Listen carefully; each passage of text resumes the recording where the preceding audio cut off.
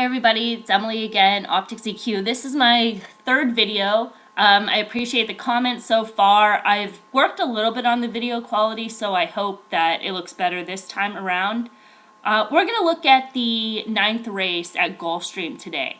And the purpose of this video is showing you what I personally look for when I'm playing an optional race. So this technique is going to come into play at the NHC, Horseplayer World Series, and of course, obviously in your betting, but we're going to talk kind of specifically tournament purposes today and what I'm going to look for in an optional race.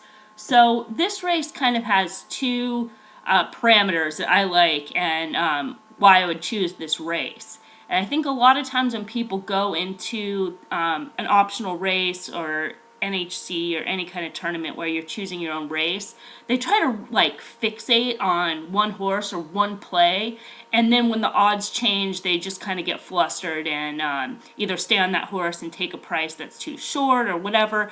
I'm looking for a race where I know there's going to be some value. So my two things I'm looking for is a favorite that I think is vulnerable and horses that I can eliminate, that I can toss out of the race completely. So I basically have this race kind of narrowed down to contenders, and then from there I can kind of make a choice on value and allow myself to be flexible in that process. So this race kind of has both of those things, and then it's probably has a little bit of value associated with it. So we're going to start with looking at the favorite.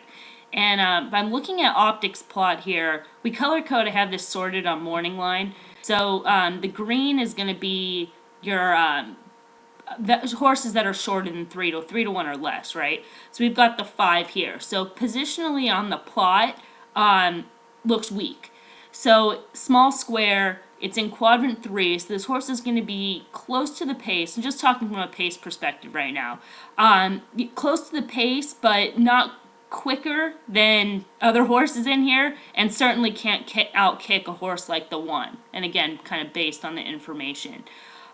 So right away, I'm looking at this going, ooh, that looks like a horse that's potentially vulnerable. Let's dig into this race.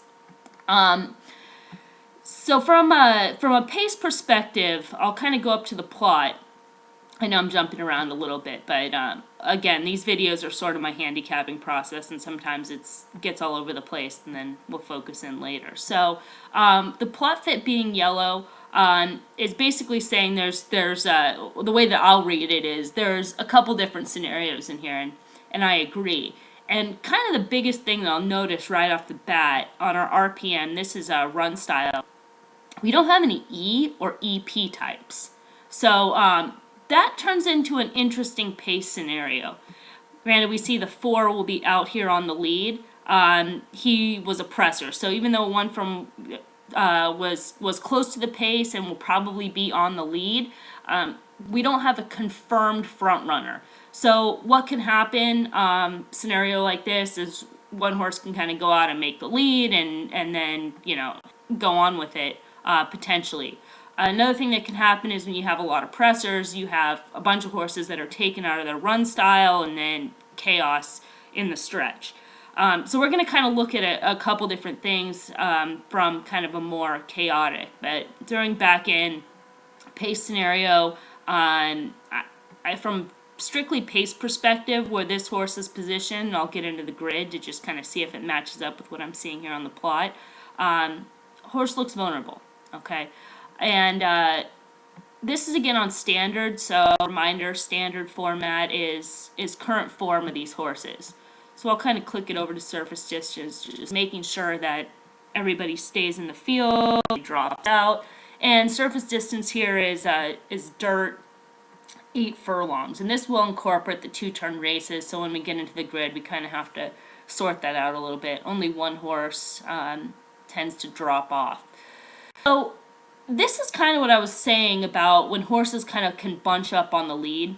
So if we're looking at the y-axis here, I'm about 1, 2, 3, 4, 5, 6 horses in this 12-horse field. So half the field that is to the left.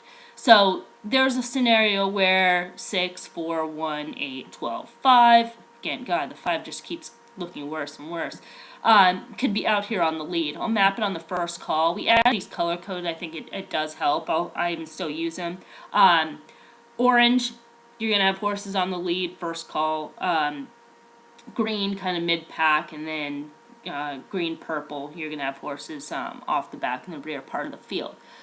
So if this type of scenario comes into play with these 6 horses out here, probably a meltdown, or you'd be looking for these horses that have some kick, the 1, the 6 being high up of a par line up on the y-axis to kind of go on with it. And then this horse maybe has a chance kind of sitting right in the pocket, and we'll get first run on 7, 10. These are the horses I'd be looking at from off the pace.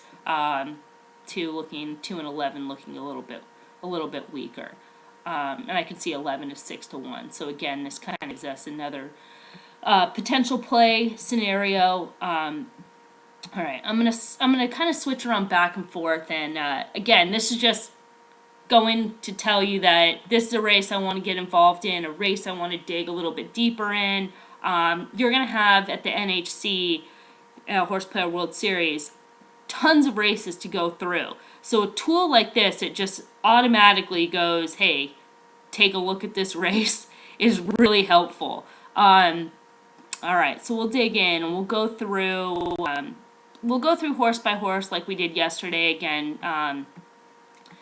Well, I'll kind of go through my handicapping process. So let's look at this 5 horse here, because there are some red flags in the run lines. So this horse is making its 4th start and second off a 251-day layoff. On debut, and this was at Gulfstream last spring, I guess, or fall or winter. B- on debut, move, close, gallop, trouble start, stretch. So the horse came back in second start at 9 furlongs, no finish, and extended comment, late lead change, shifting in, was in a battle for show but couldn't find enough late. The horse disappears, 251 days. At Calder, Gulfstream Park West, strong speed figure, again we incorporate pace, earned a B grade, perfect, no line, no lead. So that, no line, no lead, negative. Perfect stalking trip, lugged in on rival around the turn and through the stretch, flipped leads, finishing on left lead, still lugging in. So something's going on here. When this horse goes to face winners, that this could be an issue. I don't know, it's been 44 days, whether they've got that sorted out, but we do have this horse back here, also late lead change shifting in. So that to me is another negative. I don't know, this speed figure is an aberration, an outlier. I would look to something to regress. I mean, that's a huge jump, moving up 27 points. Granted, he's had time. But again, there's some negatives here. Let's take this horse on for sure. All right, let's go back to the top. So Fearless Dragon, I believe second choice on the morning line at 4 to 1, and there's some things to like on this horse. We'll pick it back up from debut, slog room, so had some issues on debut, and then went to Keeneland, wide, no push, tactics, so bad ride. Horse was wide, they didn't ask, and then ran a B+. And this horse kind of sat a pocket trip, was loaded throughout, kicked clear, full of run. Runs okay at Pimlico in the mud. Saratoga off the layoff, a C+. We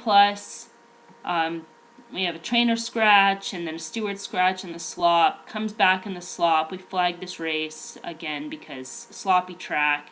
Then runs a B- improve at an optional 16. Now there's a 1. Inside out trip, solid run. Both the winner and this horse here were separated from the field, so two, just much the best. And then kind of not pushed once he realized he wasn't catching that horse nearing the wire. So got the improve. Then runs restricted stake, gets another tactic, so bad ride, close. And the extended comment here, just kind of summarizing, I don't know if you guys can see this or not, but could have been closer to the pace just with a little bit better kind of more aggressive ride. Kind of dropped inside, lost position early. So, you know, we have this horse kind of 5th, 6th, early in our run lines, capable of being closer. I would definitely like to see that and getting that extra furlong. So from the rail, this horse doesn't make the lead, but possibly is able to sit a little bit closer and be more forwardly placed, which the way the pace scenario turns out could be helpful. One of the things we have with these older horses is we'll be able to use the grade to assess where they fit at the level. So again, a B at the level is a winning race, and that's what I would look for, is a horse that's capable of running a B at that particular level. So we have this race here at Saratoga. Saratoga could be a tougher race. Ran a C+, but it was off a 105-day layoff. And then this restricted stake ran a B-.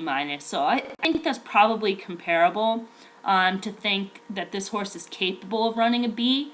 It's not screaming at me it's going to run a B, but there's some factors that are in there. Last 3 figures look strong. This is a horse that's on the improve and has some quality to him. So this horse is interesting, and it'll kind of come down to trip. All right, Curlings Dowell. We have the first of one of the long shots in here. Only ran, broke its maiden 2 back. 1 time at the level, ran a C+, going 2 turns. Speed figure wise, just, really needs to make another move forward. Kind of progressing, but it's a little bit too steady. Even if this horse moved, it'd have to do another 7-point jump to be competitive here. I don't know. That seems like a reach to me. 20 points. This would be kind of one of those horses I'd be looking at to eliminate, even though it is a big price. Yeah, not loving it from the plot. So potentially a horse that in my handicapping I would be looking to eliminate and just make sure he doesn't do anything crazy when we go to the standard plot. Yeah, still a circle and quadrant 4. So most likely a horse that I can eliminate with a good amount of strength. All right, the 3 horse. Second off a layoff, and sometimes I go up and down. This one I'm going to go. I'll go working back from his last race. So C+ at the level, B- at a level before. At Parks, was against the flow, no finish. Other is just kind of like there's something in there, but we don't have a keyword for it. So press winner, losing ground, top of the stretch, not change, leads on cue. Would like to see the wraps removed. So yeah, kind of a personal thing, but we do see that there is maybe some type of physical issue. This horse has run well at Gulfstream, ran really nice on debut, and then backed it up with the win, and then has just kind of flattened out since. Never really took that step forward. Would need to. Personally, again, this is kind of the way that I attack this race. If the wraps are removed, I might upgrade this horse. 5-1, unexciting, could win. But I wouldn't necessarily, again, in an optional format, be looking at this horse to play at 5-1. Oh, where are we on here? 6 horse, right? No, 5 horse. 3 horse. So pace, just kind of hiding in here. In quadrant 1, high above the par line. Like to see it as a square, but still, again, not terrible position, so not impossible. I would want a little bit more value than 5-1 on a horse like this, and of course the visuals would like to see the wraps removed. The 4 horse, so this is our the potential speed of the race. And last time out, broke its maiden, so now moving up to face winners with the B. Great ride, hard, no line. So, coming back 31 days, not likely to have that recovery from a hard race. Drifting out late. I think this is what this said. Drifting out late from the whip, which helped him, he's kind of hurting his rival. So, I would expect this horse to run kind of the way that the plot has him. Out here in front, big circle, likely to fade in the stretch and get run down by some of these other horses. So this is a horse that to me is another horse I can draw a line through. And I know probably a lot of people will look at this horse, maybe even on paper, and just think, oh, he's a lone F. But this hard no line on a horse like this, coming back in 31 days, I would expect this horse to not be able to finish and to get run down in a stretch. And we're looking at a race where you're, a format where you're only getting points for win place. Likely to backing up late. The 5 horse, we already went over this horse and the knocks against. So then you have Wannabina, who from a plot perspective would kind of be one of the horses you'd be looking at, right? Square, high above the par line in quadrant 1. So from a plot perspective, this horse would be an include for me, or one I at least want to dig into. Problem with this horse is he's just kind of common. He's been at this level a lot of times. There are a couple B's here, which is positive, and, consistently running in the 90s, which some of these other horses that we've looked at so far, like kind of projecting that they'd get there. This horse is at least shown from a speed figure standpoint that he can compete. We're getting a rider change to Rosario. A lot of times, he moves horses up. He's been riding, he rode great at Santa Anita, and he's been riding well, rode well yesterday, this past week. So I think that's a positive. I think this horse is a player, and 8-1 on the morning line I think is good value. Maybe he drifts up from that. If he's shorter than that, becomes less exciting because this horse just doesn't have a lot of wins. And I would be a little bit cautious of taking a short price. They did add the nasal strip. The note on here, extended comment, might be a distance limitation or a breathing issue. So coming back to that one turn, I think, is a positive. There's some things to like on this horse. Again, it's going to be all about price, but one of the horses that we're not going to eliminate and consider for play. All right. Number 7 horse. This horse is listed at 10-1, so it would be a value play, kind of to see where he fits. One time at this level, off the layoff, this horse straight C, so not competitive at any point.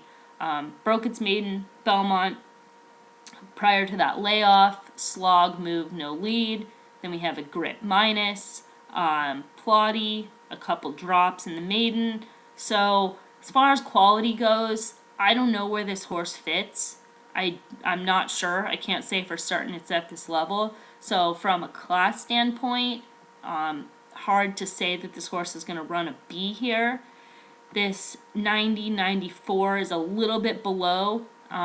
Maybe this horse is kind of a 3rd, 4th place at best. It doesn't jump out as win. Wannabina a little bit quicker, kind of on the same. I guess you could say from speed figure he has races, but slog, grit minus, some of these drops back here. Let's see from a pace standpoint. Not a terrible plot. I guess we can't completely eliminate this horse. Again, it would come down to price, and I would want a little bit more than 10. I hope that's not being greedy, but that's kind of the way I would look at this with a horse like that. Alright, so moving on, you can see how this race gets really fuzzy and there's kind of nobody that jumps out. So where you'd want to be flexible in a position with this type of race and, really use the board, use your visuals on the track, really stay focused in this race instead of, locking in on a horse. And if you can lock in on a horse in this race, send me a message. I'd love to hear it. Alright, moving on. The 8 direct message, so we've got a horse coming off a 227-day layoff. Has some quality to it as a 3-year-old, B minus in a grade 3. And then this C, no finish, gallop minus, we can assume maybe something went wrong. With the race that this horse was scratched as an MTO in the Tropical Park Derby, trying to get in as an MTO, 8.5. I don't know, maybe, again, does this horse want 2 turns Hasn't run one turn since the debut. So a possible prep. Upside for this horse is there are races. Again, this is as a 3-year-old that would you could project improvement. As a 4-year-old, that fit. So, from a class standpoint, from a speed figure standpoint, you have those positives. Whether this is a prep and this horse will need more ground, that's also a possibility. This is the number 8 horse here, quadrant 1 and a circle. So we are projecting improvement, not terrible on the plot, 12-1. Not one I'm going to completely toss, but probably would want to see value on such horse. The number 9, completely unfavorable plot, way down here, quadrant 4, as a circle. So very low percentage win position on optics plot. Those analytics are on our website too, to just kind of see. I don't have them pulled up, but they are on the website and available with or without a subscription.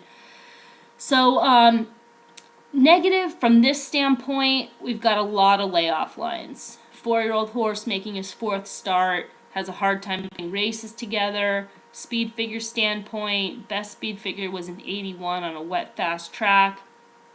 Couple slogs, this horse just doesn't have much early speed and really needs to improve. So he's got to improve from a class standpoint, show he can be competitive versus winners, break better, and again, this horse would need to move forward off his best speed figure, another 10-15 points to possibly be competitive here. So very much a long shot and a stab, to say the least. So not one I'd be looking for. If he wins, then that's a big leap, and congrats to anybody that had that one. Hard to project that horse would win from class, speed point, and trip perspective. So the number 10 horse, Memento, probably everybody's seen this horse. He's ran the big races last year, and what we know about this horse is he just has no early speed. I know they're putting the blinkers back on, didn't seem to help in the early part of the race, maybe showed a little bit of focus late. There are some things to like, and I'll kind of talk about this horse because there are a couple cases that you can make. Came off that long layoff over a year, wide tactics, a bad ride, prep, improve, and that's at the level. So off pace and wide, got a good prep race, did improve, move forward off that race, 2 turns at Churchill Downs, entered a few weeks back, right before Christmas, at 7 furlongs, and now they're in this spot, so 45 days later. So we have a prep improve, we have an improve at this level. It's been a while since this horse has run one turn. He will probably be running on late. That's safe to say. But when we have this kind of pace scenario, let me go back to the surface distance. Well, you have a lot of horses that are going to be potentially taken out of their run style, maybe going to be pushed a little bit earlier than they want to, and involved in a pace that they're not used to, maybe running faster early. Sometimes you have a horse that's not going to be taken out of their run style, a closer, that will be picking up these pieces. So I can definitely make a case for this horse based on that pace scenario, based on a couple notes, and based on speed figures. There's a lot of things that has to go right, but this horse, at 20 plus to 1, I could definitely consider looking at this horse based on those factors. So again, it's a reach, but I'm recognizing that and getting compensated on the board.